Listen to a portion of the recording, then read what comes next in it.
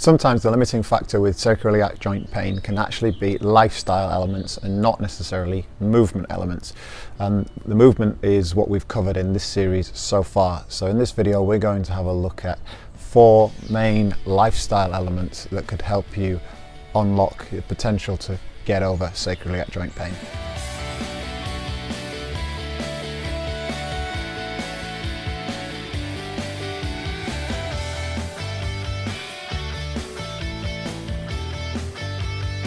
Welcome back. This is part 5, the last in the series of the sacroiliac joint dysfunction series, and if you've not already, please watch the previous 4 videos. This will make a lot more sense, and also if you haven't, subscribe to the channel to see more videos like this. Let's get into this week's content.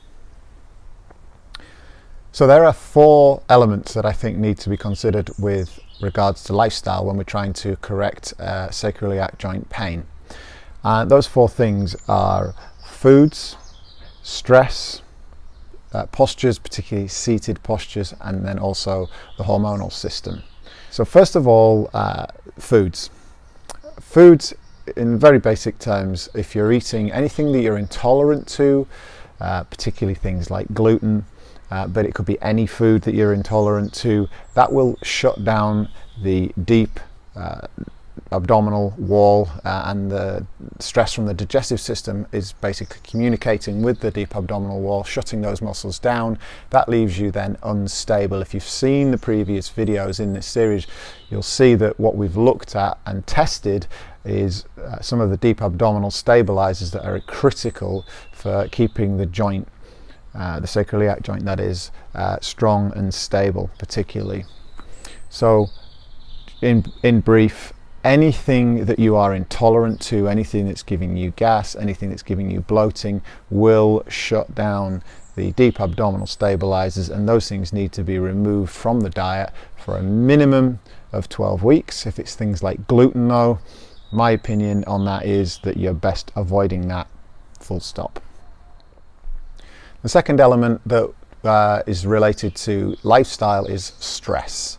Stress can and does affect the sacroiliac joint. One way in particular that the stress will affect the sacroiliac joint is again shutting down the deep abdominal wall, leaving you unstable, and then we can create dysfunction in the joint. Another way though is when we start to rely and actually create tension in muscles that wouldn't ordinarily have as much tension in them because of the stress response. Typically we go in towards a fetal posture when we get stressed, and this distorts the posture generally through the body, and we then rely on certain muscles and they get shorter and tighter and create more of a problem, and the muscles that are getting longer and weaker are just then the imbalance between the short and the tight and the long and the weak gets greater and greater and greater, and these dysfunctions then just perpetuate themselves.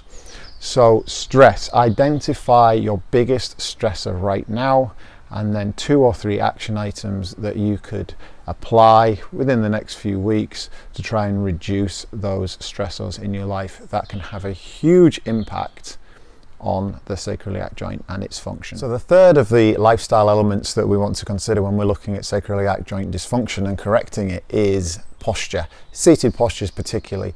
One of the postures that will not help you when we're trying to get over sacroiliac joint dysfunction is sitting on one foot. It can be quite common. So if you sit on a chair or on the sofa and we sit on one foot like so, and then the other foot excuse me, the other foot dangles over the edge of the chair or the sofa, that's distorting the posture through the pelvis. So that will influence where the pelvis sits. Now if you sit like that for long enough and you do it repetitively, the muscles then obviously adapt to that, so that we're creating a dysfunctional posture in sitting like that. It might be that you always do it on one side, which is particularly bad, and then you can also find yourself sitting cross-legged, particularly if you're comfortable sitting, let's say, with your right leg constantly crossed. That in itself also creates a very similar pattern, so we end up stretching and lengthening muscles on one side, and as I've said a minute ago, the muscles on the opposite side, either of the body or the joint in particular, start to adapt as well in the opposite and an equal way. But we're creating a dysfunction there, so we want to avoid that at all costs. Sitting is not great anyway. It will tighten up the hip flexors, so that's the muscles that shorten this particular movement. So we do need to make sure that we're either getting up from the desk, if we have a seated workplace, often enough, and or we are doing corrective stretches and exercises to compensate for the fact that we're seated for a significant amount of our waking hours. The fourth and final component is the hormonal system, and in particular premenstrual syndrome. So if we are experiencing significant pain and discomfort through the menstrual cycle, the premenstrual cycle should I say, then this will again you'll experience bloating, and many other symptoms beside, but the bloating particularly is a distension, a lengthening of the deep stabilizers, the pelvic floor becomes weaker, and those are very important structures to maintain the stability of the sacroiliac joint.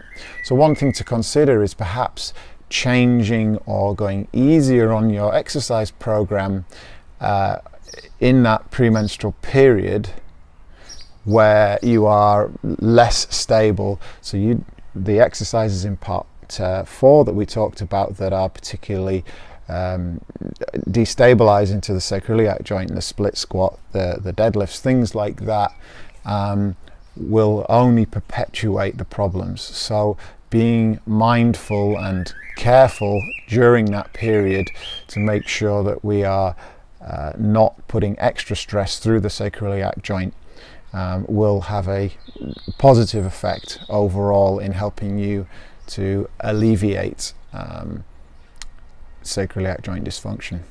Thanks for watching this 5-part series on the sacroiliac joint and helping you alleviate the dysfunction in the sacroiliac joint, getting it back working properly. If you've not already, watch all 5 parts. It would make much more sense if you understand the tests, the stretches, the exercises, what to avoid, and also this lifestyle element. If you're applying all of those things, I'm sure you'll have a very positive experience in getting over any aches and pains that you're already experiencing.